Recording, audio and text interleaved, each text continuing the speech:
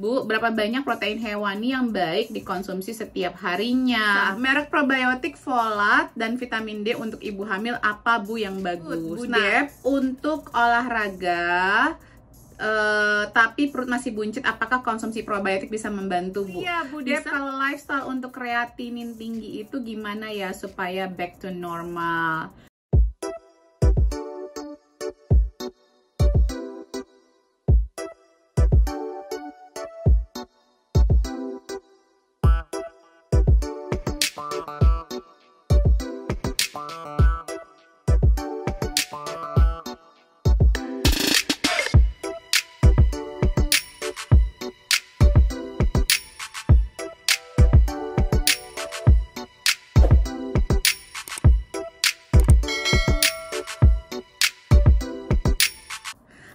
Kembali lagi bersama saya, Debbie Jean-Marie, your favorite naturopathic practitioner. Kembali dalam segmen Tanya Sehat Debbie. Nah ini katanya minta spesial. Jadi banyak pertanyaan yang dipilih, katanya bagus semua. Jadi semangat teman-teman untuk belajar meningkat tentunya. Terima kasih. Dan tentunya jangan lupa di subscribe dan di share agar lebih banyak lagi teman-teman luar sana yang mendapatkan manfaat dari ilmu kesehatan naturopati. Dan tentunya support dong akun ini karena mengklik tombol subscribe itu gratis, tapi kita bisa lebih maju dan kita lebih bisa mensejahterakan teman-teman kita yang lain karena semua pendapatan dari Root of Life itu dan saya pribadi kebanyakan kita putar untuk membantu teman-teman lain untuk lebih sehat lagi, seperti kayak charity vitamin D yang kita lakukan sampai 1111 tahun lalu, tahun 2022, sorry. Jadi jangan lupa untuk di subscribe dan di share. Let's go. Kalau teman-teman mau ikutan Tanya Sehat Debbie, bisa stay tune di Root of Life UK setiap akhir pekan. Nanti ada ada segmen Q&A, teman-teman bisa bertanya di situ. Yuk, kita langsung aja ya jawab pertanyaan masing-masing teman-teman semua. Imroatul.ajisa, merek probiotik, folat, dan vitamin D untuk ibu hamil apa Bu yang bagus? Nah, teman-teman sebenarnya gini ya, aku tuh bikin video banyak. Jadi bagi teman-teman yang baru belajar, cus atuh ditonton. Jadi kalau vitamin D itu sudah pernah saya bahas secara spesifik. Mereknya apa yang saya sarankan, karena merek di luar sana jangan main asal-asal beli aja kayak Prof D, kalau buat saya itu tidak efektif, jadi nggak usah dibeli yang itu. Silahkan tonton ya Bu ya, apalagi kalau lagi hamil, tonton video saya tentang vitamin D. Probiotik banyak, ada Dr. Mercola, ada Garden of Life, ada Naturello, ada Now Foods, ada Life Space. Folat, aku mendingan kalau ibu hamil beli ini aja, prenatal multivitamin. Di dalamnya sudah ada folat 400 mikrogram. Jadi itu udah cukup ya. Kalau memang kurang banget baru bisa ditambahkan dengan suplemen folat mungkin dari Jaura Formulas, itu bagus tapi ekonomis harganya. Now Foods juga ada, Tone Research juga ada, prenatal multivitamin aja, ada Naturello, ada Tone Research, ada Garden of Life ya. Oke, jangan lupa tonton video-video yang lain ya, banyak sekali loh informasinya. Berikutnya dari Ibu Adelina Kusuma, Bu, lebih baik minum probiotik sebelum sarapan pagi atau setelah 2 jam makan malam sebelum tidur? Keduanya adalah waktu yang bagus, jadi silakan disesuaikan dengan ritme keseharian pola hidup ibu sendiri gitu. Jadi dua-duanya bagus kok, pokoknya perut kosong, entah itu sebelum sarapan atau 2 jam setelah makan malam, setelah makan malamnya dicerna oleh pencernaannya. Oke, kalau saya terkadang pagi dan malam kalau memang lagi dibutuhkan, apalagi kalau lagi ada infeksi ya teman-teman. Berikutnya dari Ibu Nia Separ D. Ibu, untuk anak muntah mencret selain probiotik kasih apa lagi? Nah ini nih, sudah saya bikinkan video khususnya untuk muntah dan diare. Silakan cus di scroll dan sudah penjelasannya lengkap sekali, biar kita nggak ngulang terus di Tanya Sehat Debbie, biar semakin banyak info-info yang bisa teman-teman dapatkan. Oke, dari Kuba Healthy Food, Bu Dep, untuk olahraga tapi perut masih buncit, apakah konsumsi probiotik bisa membantu, Bu? Bisa membantu, tapi ini adalah lebih ke insulin resistant. Nah, teman-teman, kita akan bikin kelas PCOS, PCOS, dan insulin resistant. Jadi teman-teman mungkin bisa ikutan kalau mau ya. Kalau in general berarti ini ibu harus seimbangkan hormonnya, ibu bisa kontrol stress levelnya, karena pengaruh juga ya teman-teman. Kalau kita semakin kita berumur itu kenapa sih semakin susah perutnya dikecilin?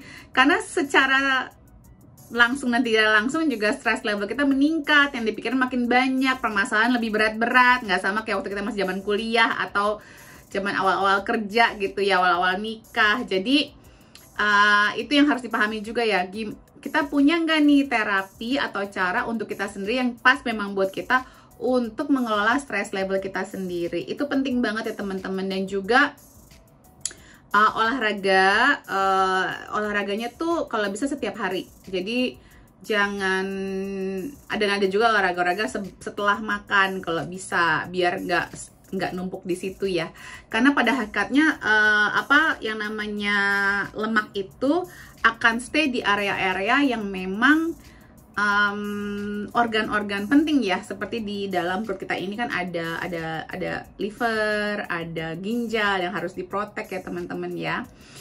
Oke, berikutnya dari Nola Yulianti _Budep, amankah sering konsumsi susu kedelai pada wanita dewasa?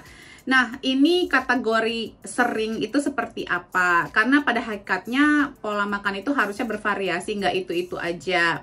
Dan susu kedelainya itu GMO apa enggak, atau genetically modified atau enggak. Kebanyakan di Indonesia sekarang sudah GMO ya teman-teman ya. Nah, untuk apa manfaatnya minum susu kedelai? Sebenarnya teman-teman bisa variasikan ke susu kelapa, susu almond, susu kacang mede, susu kacang hijau, dan lain-lain sebenarnya. Dan kekhawatirannya apa? Yang saya duga sih kemungkinan besar ini gara-gara takut estrogen ya dominan. Sementara estrogen itu kedelai itu kalau yang organik itu sehat sekali ya buat perempuan, buat laki-laki sebenarnya. Tapi masalahnya adalah variasi, variasi. Karena kita udahlah minum susu kedelai, makan tempe tahu juga setiap hari, yang kayak gini-gini, terus cemilannya edamame. Jadi ya too much ya. Tetapi mungkin yang lebih dikhawatirkan adalah kayak ayam-ayam zaman sekarang nggak organik ini, dimana-mana ada ayam geprek lah, ayam inilah, kulit ayam lah, segala macam. Yang kalau nggak organik itu jauh lebih tinggi estrogennya dibandingkan yang lain-lain. Dan kalau kita ngomongin soal estrogen, banyak ya sumber-sumber lain kayak kosmetik, plastik, dan lain-lain. Ini justru harus lebih diwaspadai dibandingkan susu kedelai. Oke, berikutnya dari Aina ya Kalisha. Namanya bagus sekali. Budep, untuk gastritis menggunakan protokol dispepsia atau GERD kah, Bu? Terima kasih sebelumnya. Oh, ini pakai protokolnya IBD, Bu. IBD. Oke, pakai protokolnya IBD ya, Bu. Tapi gini, IBD, untuk sampai ke IBD itu kan melewati dispepsia, melewati IBS, melewati GERD. Jadi terkadang nanti kalau IBD-nya belum parah-parah banget ya gejalanya kayak mirip GERD atau mirip IBS, dan itu bisa bergantian tergantung pemicunya apa dan kondisi stress level kita sampai lagi di mana nih. Jadi kalau ibu sudah punya modulnya, bagus sekali untuk ibu mengenal gejalanya, pemicunya, dan juga masing-masing dari protokol yang saya anjurkan. Lagi coba kita rapihin dikit. Berikutnya dari Anissa Aulia, Budep, kalau lifestyle untuk kreatinin tinggi itu gimana ya supaya back to normal? Cut protein hewaninya, kurangin sangat dikit. Toh pemerintah juga cuma nyaranin 1/6 piring kita protein hewani. Air putihnya banyakin, cek vitamin C levelnya. Aku tahu Bu Anissa ini sudah sering ikutan kelas saya, jadi tahu di mana harus mengukur vitamin C-nya ya. Cek vitamin C-nya. Oke Ibu, dan perbanyak air putihnya. Berikutnya dari Andi Nara 01, magnesium dan iron boleh dikonsumsi setiap hari, maksimum sampai berapa bulan? Oh, magnesium mah kebutuhan setiap hari dan kebanyakan bocor nih sejak pandemi ya. Jadi kayaknya butuh banget setiap hari. Kalau iron ya boleh aja dikonsumsi, tetapi ada baiknya dari sumber makanan alami. Tapi kalau memang udah kekurangan banget, boleh konsumsi lewat suplementasi, tapi sambil dicek terus karena iron ini ada kemungkinan nanti menyebabkan konstipasi. Mungkin atau susah buang air besar ya, itu kan nanti malah membuat masalah kesehatan berikutnya ya teman-teman. Jadi harus dicek, jangan sampai berlebihan, dan kalau sudah optimal ya udah di stop aja. Berikutnya dari Nia Naya 18, Bu, berapa banyak protein hewani yang baik dikonsumsi setiap harinya? Kalau saran pemerintah sih cuma 1/6 piring kita ya Bu ya. Jadi ya tergantung kebutuhan ibu tuh untuk apa. Ya kalau dari saran pemerintah 1/6 piring sudah lebih dari cukup ya. Ibaratnya sate itu 2-5 tusuk dan more than enough sekali makan. Kalau menurut saya sih tergantung tujuan kita, karena protein itu ada hewani dan nabati, dan kalau buat saya sih bisa dikombinasikan ya teman-teman ya. Protein itu penting, dan sebenarnya ada hitungannya per kilogram berat badan tubuh kita, dan termasuk gendernya juga gitu Bu. Itu mungkin nanti saya bahas lebih spesifik kalau memang apa ya. Tapi kalau di umum sih ya 1/6, jadi nggak perlu kita terlalu makan berlebihan. Mungkin kalau gram secara umum sekitar 100-150 gram setiap kita makan ya harus ada protein, dan nggak harus protein hewani ya Bu, protein nabati juga bisa dikombinasikan. Berikutnya dari Enlia_Lia, Bu Dep, saya promil dikasih Blesivan udah 4 kali masih hate. Menurut Ibu harus saya stop? Height saya teratur. Dikasih Blesivan udah 4 kali masih hate. Menurut Ibu saya harus stop. Oke, gini ya teman-teman ya. Ini pertanyaan menjebak kalau buat seorang naturopat. Kami naturopat tidak bisa menganjurkan Ibu untuk stop obat yang diresepkan oleh dokter medis. Legally, secara hukum kami tidak bisa melakukan itu. Jadi jangan Ibu membuat saya berada dalam kondisi yang salah atau nanti bisa dipermasalahkan. Ibu sebagai pasiennya yang harus tahu kenapa dokter medis meresepkan ini untuk Ibu. Ini saya sekalian mengedukasi tentang obat-obatan ya. Dan kita semua harus paham at least apa yang kita diresepkan ya teman-teman ya. Ini saya ambil dari Halodoc aja ya, halodoc.com. Nggak perlu kita ambil dari yang luar negeri ya. Ini Blesivan adalah merupakan obat yang mengandung senyawa clomiphene citrate yang digunakan untuk mengobati infertilitas atau ketidaksuburan pada wanita. Ia bekerja dengan merangsang peningkatan jumlah hormon yang mendukung pertumbuhan dan pelepasan sel terus yang matang atau ovulasi. Jadi ini obat untuk orang yang promil.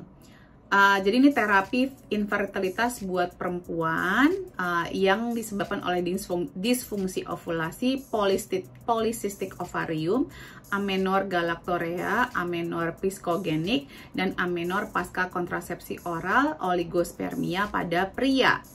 Jadi kandungan aktifnya adalah clomiphene citrate 50 mg. Nah, kita harus gini loh. Kalau buat saya kita harus baca juga kontraindikasi dan efek sampingnya. Efek sampingnya ada pembesaran ovarium yang reversible, gangguan pencernaan, mual, muntah, gangguan penglihatan sementara, sakit kepala, pendarahan uterus abnormal, gangguan susunan saraf pusat seperti pusing, lelah, tidak dapat tidur, dan vertigo. Ini obat keras, warnanya merah labelnya. Jadi ibu sendiri yang memutuskan apakah ini ibu siap nggak dengan efek sampingnya. Jadi kalau semua pengobatan medis itu kita timbang dulu resiko sama manfaatnya, lebih besar yang mana. Apabila resikonya lebih besar, manfaatnya lebih kecil, ya buat apa kita lakukan. Tapi Anda sebagai pasien yang punya hak dan kewajiban untuk memutuskan itu, bukan saya gitu. Saya hanya mengedukasi dan memberikan fakta-fakta. Nanti Anda yang memutuskan, karena tubuh Anda sendiri, Ibu Lia ya yang akan merasakan. Kalau buat saya ini tujuan dokternya memberikan ini untuk apa, Ibu ada masalah apa, harus jelas ya Bu ya. Jadi kita bisa menimbang-nimbang nih manfaat dan resikonya gitu. Apalagi kalau haid ibu teratur. Aku nggak ngerti nih kenapa ibu diresepkan Blesiven gitu. Kalau ibu teratur, terus masalah promil ibu apa gitu loh, harusnya dicari di situ, nanti dicari akarnya dari situ. Jadi mohon maaf ya ibu ya, tadi saya sudah sampaikan, silakan ibu yang menimbang sendiri. Kalau ibu mau konsultasi pribadi sama saya boleh banget, tapi atau kayak di webinar saya bisa tektokan, nanya kenapa, apa, dan segala macam. Oke, semoga bermanfaat. Teman-teman jangan lupa di share, di subscribe. Dukung channel ini biar tambah maju dan tersebar ke seluruh dunia. Indonesia dulu deh. Oke, take care, salam sehat selalu. I love you.